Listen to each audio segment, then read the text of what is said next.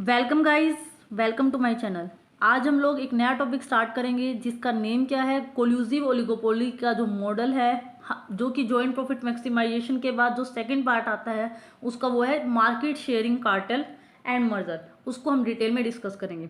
और collusive oligopoly का जो जॉइंट प्रॉफिट मैक्सिमाइजिंग मॉडल है वो हम पहले डिटेल में डिस्कस कर चुके हैं।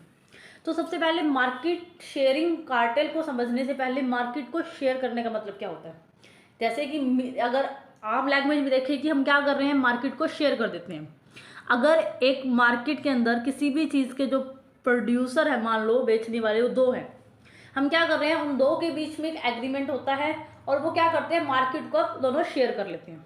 जैसे कि ये एक मार्केट है, मान लो मार्केट के अंदर क्या है, दो ही किसी चीज़ को बेचने वाले प्रोड्यूसर है। अब वो क्या करते हैं, मार्केट के अंदर अगर वो इंडिविजुअल रहेंगे तो वो क्या करेंगे, कंपटीशन करेंगे, उनमें ऐसे प्राइस वॉर चलती रहेगी। कोई भी ना तो प्रॉफिट को ज़्यादा अच्छा कमा पाएगा, ना ही वो आउटपुट को बेच पाएगा। तो ऐसी सिचुएशन के अंदर कोल्यूसिव ओलिगोपोली ये कहता है कि किस तरह से फर्म मिल जाती हैं, एग्रीमेंट कर लेती हैं और क्या करती है, मार्केट को, जैसे ये पूरी मार्केट है, अब इस मार्केट को क्या कर लेंगे, मान लो मैंने हाफ में बांट दिया, इस पूरी मार्केट को मैंने क्या कर दिया, शेयर कर दिया। अब इस पूरी मार्केट को शेयर कर दिया, इसका मतलब क्या है, मैंने इसको हाफ कर दिया। मैंने कहा ए फर्म इस मार्केट को ले लेगी और बी फर्म इस मार्केट को ले लेगी। ना ही ए फर्म बी फर्म के कस्टमर को अपनी तरफ अट्रैक्ट करने की कोशिश करेगी और ना ही बी फर्म ए फर्म के कस्टमर को लेने की, क्योंकि इस तरह का जो एक एग्रीमेंट होता है, इससे क्या होता है, दोनों के बीच जो प्राइस वॉर चल रहा होता है वो खत्म हो जाता है।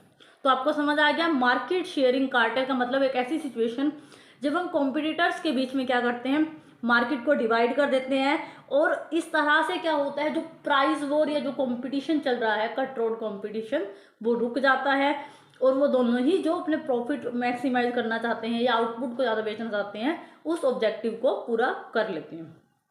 देखो, market sharing cartel is a agreement between the competitors बेचने वाले टू डिवाइड द मार्केट, हम मार्केट को डिवाइड कर देते हैं, एंड अमंग देमसेल्फ, और हम इस बात के लिए एग्री हो जाते हैं कि हम एक दूसरे से और इस बात के लिए एग्री हो जाते हैं कि हम एक दूसरे के साथ क्या नहीं करेंगे, कंपटीशन नहीं करेंगे। अब ये दोनों फर्म जो ए और बी, हमने जिसको मार्केट बांटा है, अब एक दूसरे से कंपटीशन नहीं करेंगी और ना ही किसी तरह की ऐसी एक्टिविटी करेंगी कि एक दूसरे के कंज्यूमर को अपनी तरफ अट्रैक्ट करे। तो मार्केट शेयरिंग कार्टेल आपको समझ आ गया कि मार्केट की एक ऐसी सिचुएशन जिसमें हम एक एग्रीमेंट कर लेते हैं कि वो एक दूसरे के कस्टमर को अट्रैक्ट नहीं करेंगे और किसी तरह का आपस में कोई कंपटीशन नहीं करेंगे और मार्केट को शेयर करेंगे। ठीक है, अभी हमने कहा कि मार्केट को शेयर करने के लिए वो एग्री हो जाते हैं। Firm agree to share the market but at the same time, वो मार्केट को शेयर करने के लिए एग्री हो जाते हैं क्योंकि कार्टेल के अंदर है, अभी तो कार्टेल है, वो कार्टेल के अंदर शेयर करने के लिए एग्री हो जाते हैं। लेकिन जो दो फर्म है, ए फर्म और बी फर्म, दोनों फर्म के पास कुछ फ्रीडम्स भी होंगे। कार्टेल में कुछ ना कुछ फ्रीडम्स है, उनके पास कौन कौन सी फ्रीडम्स हो सकती हैं कि वो अपने प्रोडक्ट में डिफरेंशिएशन कर लेंगे, सेलिंग एक्टिविटी उनकी अलग हो जाए, कोई दिक्कत नहीं है, और उनके जो बिजनेस डिसीजन है वो भी अलग हो सकते हैं। ठीक है, जो हमने मार्केट को शेयर किया है उसमें उनको क्या फ्रीडम दी है कि आपका प्रोडक्ट डिफरेंशिएशन में जाएगा, अलग हो जाएगा दूसरे से, कोई दिक्कत नहीं है। आपकी सेलिंग एक्टिविटी हो सकती है दूसरे से अलग हो, कि आपका बेचने का तरीका अलग हो, उसमें भी कोई प्रॉब्लम नहीं है, आपका डिसीजन होना चाहिए, वो बिजनेस डिसीजन आप अपने हिसाब से ले सकते हो। तो ये वाली जो फ्रीडम्स है हम किसको देते हैं, मार्केट जब हम शेयर करते हैं उन ए और बी फर्म्स को प्रोवाइड करते हैं। ठीक है, अब मार्केट को आपने शेयर कर दिया, उसके बाद मार्केट शेयर करने के जो दो बेसिक मेथड, किस तरह से आप मार्केट को शेयर करते हो, उसके दो मेथड है। पहला जो मेथड है उसको हम कहते हैं नॉन प्राइस कंपटीशन मेथड, कि जब हम प्राइस में कंपटीशन जो है नहीं करा रहे किस तरह से, और सेकंड है कोटा सिस्टम, हमें कोटा डिसाइड कर देते हैं कि आपको यही बेचना है, टोटल कोटा में से दोनों फर्म्स को इक्वली कोटा दे देते हैं। तो दो सिस्टम होते हैं, एक होता है नॉन प्राइस कंपटीशन, सेकंड क्या होता है, कोटा सिस्टम होता है। अब नॉन प्राइस कंपटीशन आपने वैसे नॉर्मली इसको पढ़ा होगा कि कई बार क्या होता है, आपने मोनोपोलिस्टिक में इसको सुना होगा।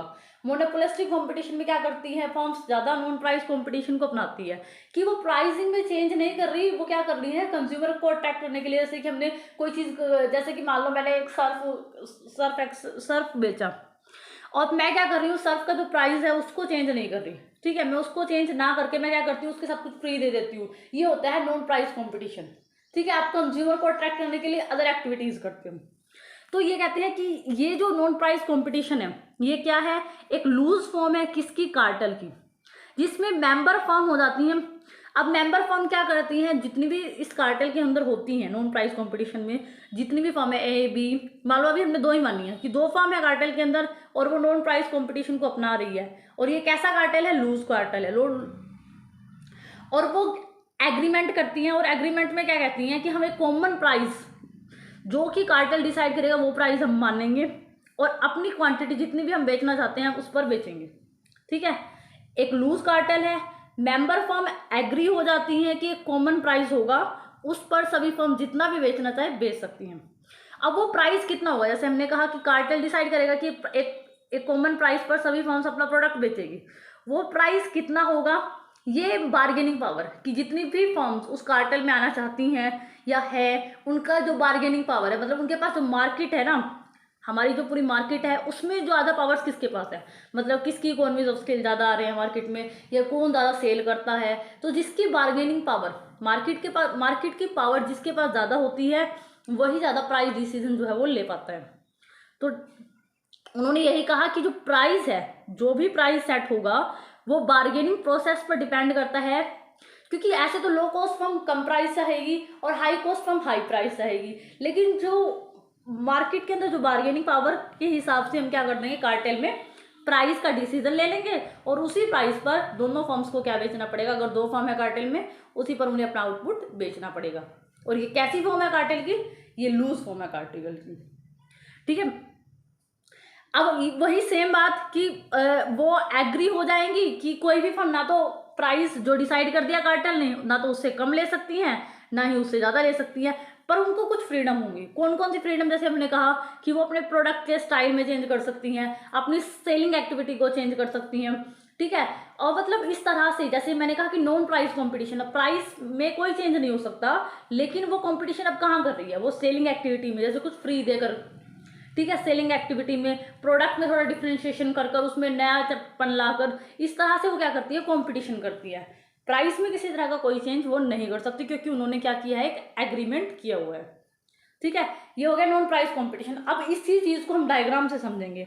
अब डायग्राम से इस चीज़ को समझने के लिए कि नॉन प्राइस कंपटीशन के अंदर फर्म किस तरह से बिहेव करती हैं, उसके लिए हम ये मान लेते हैं कि अभी जो हमारा जो कार्टेल बना है, जो लूज कार्टेल बना है, उसमें दो फर्म है, एक तो ए फर्म है एक बी फर्म है।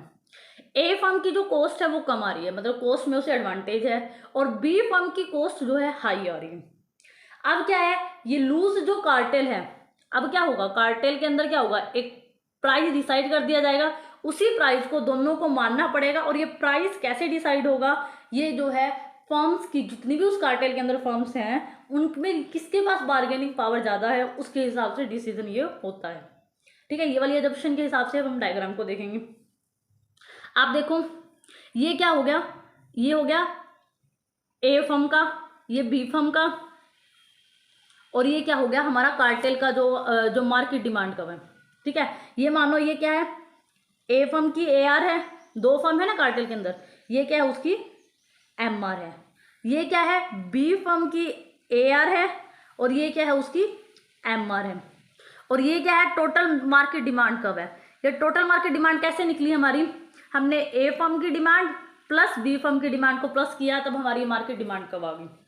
ऐसे ही हमारा जो मार्जिनल रिवेन्यू है, ए फर्म का हमने प्लस किया, बी फर्म का हमने प्लस किया, फिर दोनों को प्लस करके हमने मार्जिनल रिवेन्यू किसकी निकाली है, बी की निकाली है। और ये मार्जिनल कॉस्ट जो है, ये मार्जिनल कॉस्ट कैसे आई है, ये मान लो ये ए फर्म की मार्जिनल कॉस्ट है, ये बी फर्म की मार्जिनल कॉस्ट है, और ये इन दोनों को ऐड करके मैंने क्या कर दिया, ये फर्म की जो कार्टेल की जो है मार्केट की मार्जिनल कॉस्ट हमारी निकल गई। अब आप देखो डायग्राम के अंदर, यहाँ पर देखो ए फर्म का जो मार्जिनल कॉस्ट है, देखो या इस डायग्राम में देखो, ये ए आर होगी ए फर्म की, ये एम आर होगी, मार्जिनल कॉस्ट यहाँ से कट करके जा रही है, तो ये वाला आउटपुट डिसाइड हो जाता है, और मान लो वो अपना ये वाला प्राइस डिसाइड कर देती है P1। अब जो बी फर्म है, बी फर्म भी अपनी मार्जिनल कॉस्ट के हिसाब से प्राइस का डिसीजन लेती है, वो ये मार्जिनल कॉस्ट उसकी इतनी है, और अब वो क्या करती है, जहाँ पर उसका ए आर एम आर बराबर है, यहाँ पर वो आउटपुट का डिसीजन लेती है इतना, और इतना वो कहती है कि मैं प्राइस P2 प्राइस रखूंगी। और जो एक कार्टेल है वो कैसे डिसीजन लेता है, कार्टेल ने दोनों को ऐड करा पहले, दोनों की कॉस्ट को, तो उसकी जो मार्जिनल कॉस्ट है वो ये है, कार्टेल ने डिसीजन लिया कि इतना आउटपुट बेचा जाएगा और प्राइस जो है ये होगा। पर आपने एक चीज़ देखी, और कार्टेल ने ये कह दिया कि जो फर्म्स हैं जो उस कार्टेल के अंदर है उन्हें ये पी वाला प्राइस, जो कि ये वाला, ये प्राइस मानना पड़ेगा। लेकिन आपने देखा कि ए फर्म ने प्राइस का डिसीजन थोड़ा उससे नीचे लिया है और बी फर्म का प्राइस थोड़ा ऊपर है, क्योंकि बी फर्म की कॉस्ट ज़्यादा आ रही है इसलिए वो क्या कर रही है, अपना प्राइस ज़्यादा रख रही है। और ए फर्म हमने देखा था कि लो कॉस्ट फर्म है तो उसका प्राइस कम रहेगा। ठीक है, ऐसी सिचुएशन में क्या हो गया, अब इन्होंने कार्टेल पे साइन कर दिया। अब क्या है, ये प्राइस जो कि बी फर्म का ज़्यादा आ रहा था और ए फर्म का कम था, अब ये वाला प्राइस ये चार्ज नहीं कर सकती। अब कौन सा प्राइस चार्ज करेगी, जो कि कार्टेल ने ये वाला प्राइस जो डिसाइड कर दिया, कार्टेल ने जो ये पीड प्राइस डिसाइड कर दिया, इस प्राइस को इन्हें क्या करना पड़ेगा, मानना पड़ेगा। अब आप इस जो ये पी येलो कलर की जो लाइन है, ये लाइन क्या दिखा रही है कि कार्टेल द्वारा डिसाइड किया गया प्राइस ये लाइन है और इसी प्राइस को दोनों फर्म्स को क्या करना पड़ेगा, अब फॉलो करना पड़ेगा। और अब किसी तरह का इनमें कोई चेंज नहीं कर सकते, क्योंकि इन्होंने क्या कर दिया, एग्रीमेंट को साइन कर दिया। ये क्या हो गया हमारा नॉन प्राइस कंपटीशन के अंदर फर्म लूज कार्टेल में किस तरह से प्राइस में चेंज नहीं करती, बल्कि सेलिंग एक्टिविटी में चेंज करके अपने कंज्यूमर को अट्रैक्ट करने की कोशिश करती हैं। अगला जो सिस्टम है वो क्या है, कोटा एग्रीमेंट। कोटा आपको नाम से ही पता चल रहा है कि टोटल क्वांटिटी डिसाइड कर दी जाएगी कार्टेल के द्वारा, कि फिर दोनों फर्म्स को बता दिया जाएगा कि आपको कितना बेचना है। और यहाँ पर ये मान लिया जाता है कोटे के अंदर कि दोनों जो फर्म्स हैं ए और बी, उनकी जो कॉस्ट आ रही है वो क्या है, आइडेंटिकल कॉस्ट है और मार्केट को दोनों इक्वली शेयर करेंगे, ये मान लेते हैं पहले। ठीक है, कोटा के अंदर क्वांटिटी का डिसीजन होगा, एक एग्रीमेंट होगा दोनों फर्म्स के बीच में कि वो कितनी क्वांटिटी जो है वो बेच सकती हैं। ठीक है, एक प्राइस डिसाइड किया जाएगा, उस पर आपको क्वांटिटी बेचनी है। और उनकी जो कॉस्ट है वो कॉस्ट क्या है, आइडेंटिकल है। दोनों फर्म्स की जो कॉस्ट आ रही है वो कैसी है, आइडेंटिकल कॉस्ट है। अगर उनकी कॉस्ट में डिफरेंस होता, जैसे पहले हमने देखा नॉन प्राइस कंपटीशन में उनकी कॉस्ट में डिफरेंस था, अगर यहाँ भी कॉस्ट में डिफरेंस है तब डिसीजन किस पर लिया जाएगा, बार्गेनिंग पावर पर, किसके पास मार्केट की ज़्यादा पावर है। ठीक है, अब यहाँ पर हमने ये माना है कि उनकी जो कॉस्ट है वो कॉस्ट बिल्कुल सेम है और वो एक लिमिटेड क्वांटिटी उनको बता दी जाएगी कि आपको ये वाली क्वांटिटी बेचनी है और ये वाला प्राइस डिसाइड कर दिया जाएगा। ठीक है, अब क्या है, मार्केट में अब किस तरह कोटा सिस्टम जो है काम करता है, ये देखो सेम उसी तरह से डायग्राम है। ये ए फर्म का ए आर कर्व है, ये उसका एम आर कर्व है, ये उसकी मार्जिनल कॉस्ट कर्व है ए की। ऐसे ही क्या है, ये बी फर्म है, उसका क्या है, एवरेज कॉस्ट कर्व, ये उसका एवरेज रिवेन्यू, सॉरी यहाँ पर एवरेज रिवेन्यू है, ये क्या है, मार्जिनल रिवेन्यू है बी का। अब क्या है, टोटल जो मार्केट डिमांड है वो कैसे निकलती है, इसको हम ऐड कर देंगे, average revenue of A plus average revenue of B, तो यहाँ पर हमारे पास क्या आ जाएगी, मार्केट की जो है डिमांड आ जाएगी। अब मार्केट की डिमांड आ जाएगी बिल्कुल सेम उसी तरीके से। अब देखो, अब पर हमने क्या मानना है, अब यहाँ पर अब हमने ये मानना है कि जो दोनों फर्म्स हैं, दोनों फर्म्स की क्या है, कॉस्ट कंडीशन क्या है, आइडेंटिकल है। अब ऐसी सिचुएशन में ऐसा तो नहीं होगा कि एक का प्राइस ज़्यादा एक का कम, वैसे भी नहीं हो सकता। अब देखो यहाँ पर इसका ए आर और एम आर को एम सी यहाँ से कट कर रही है ए फर्म की, तो ये वाली क्वांटिटी ए बेचेगा और ये वाली क्वांटिटी बी बेचेगा। और ये ए और बी कितनी क्वांटिटी बेचेगा, इसका डिसीजन कैसे हुआ, क्योंकि हमें मार्केट डिमांड पता लग गई थी पहले, तो हमने इसकी ए आर को और इसकी ए आर को जोड़ दिया, तो ये हमारे पास मार्केट की ए आर आ गई। फिर हमने इसकी एम आर को और इसकी एम आर को जोड़ दिया, तो हमारे पास यहाँ मार्केट की एम आर आ गई। और ये हमारे पास हमने ये वाली एम सी और इस एम सी को जोड़ दिया, तब हमारे पास मार्केट की एम सी आ गई। तो कार्टेल ने क्या डिसाइड करा, कार्टेल ने कहा आपको इतना ओ क्या वो क्वांटिटी बेचनी है दोनों फर्म को मिलकर, और ये वाला आपका प्राइस डिसीजन हो गया। तो कार्टेल ने क्या करा है, यहाँ पर प्राइस का भी डिसीजन दे दिया कि ये वाला प्राइस बेचा जाएगा, और ओ क्या वो क्वांटिटी जो कि फर्म ए इतना बेचेगी, फर्म बी इतना बेचेगी, और दोनों के पास इक्वली हाफ हाफ जो है मार्केट किस तरह से कोटे में चली गई। ठीक है, तो आपको समझ आ गया किस तरह कोटे के अंदर जो है वो आउटपुट का डिसीजन लिया जाता है कि दोनों फर्म को आउटपुट किस तरह से बांटा जाएगा। तो यहाँ पर कोटा जो है हमारा वो कोटे का डायग्राम बिल्कुल कंप्लीट हो गया है।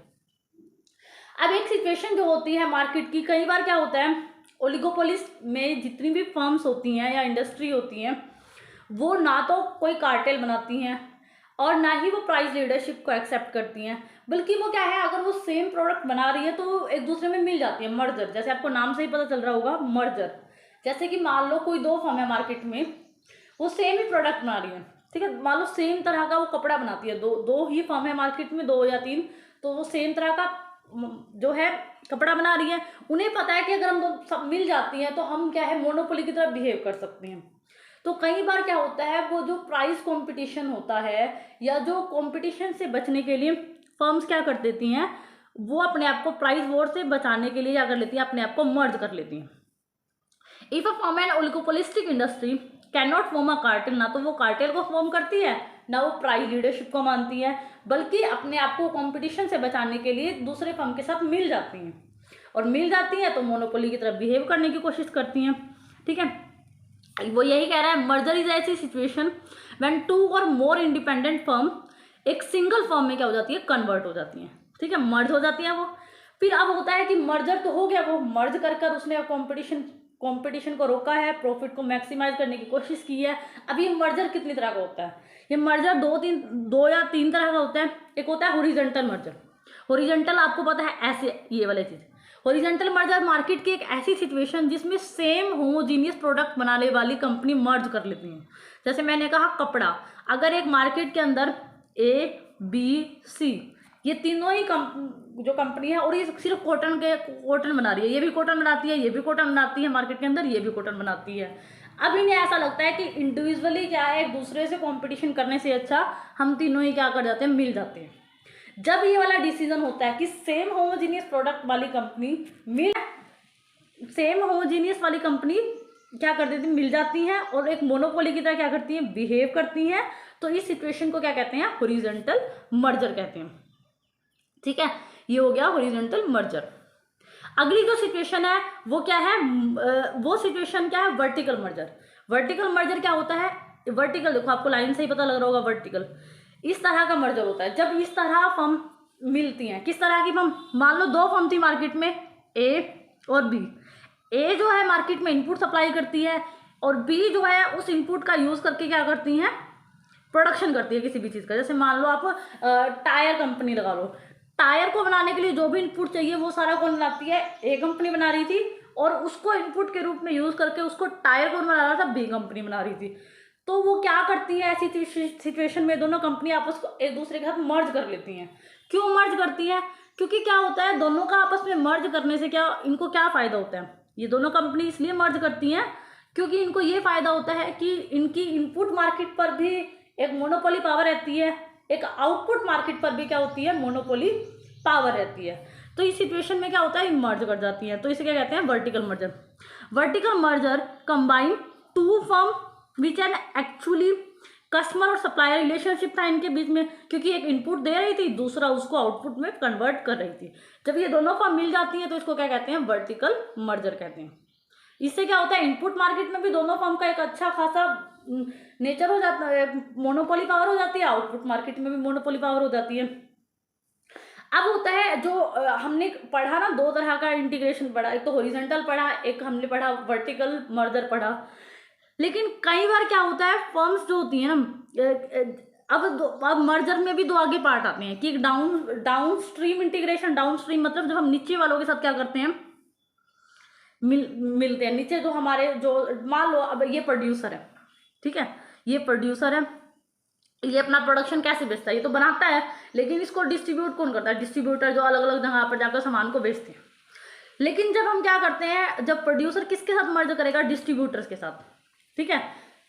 प्रोड्यूसर ने किसके साथ मर्ज किया है अपनी कंपनी को, डिस्ट्रीब्यूटर, जो कि उसके प्रोडक्ट को सेल करते हैं, बेचते हैं। जब हम उनके साथ मर्ज करते हैं कंपनी को, तो वो क्या कहलाती है, डाउन स्ट्रीम इंटीग्रेशन कहलाता है।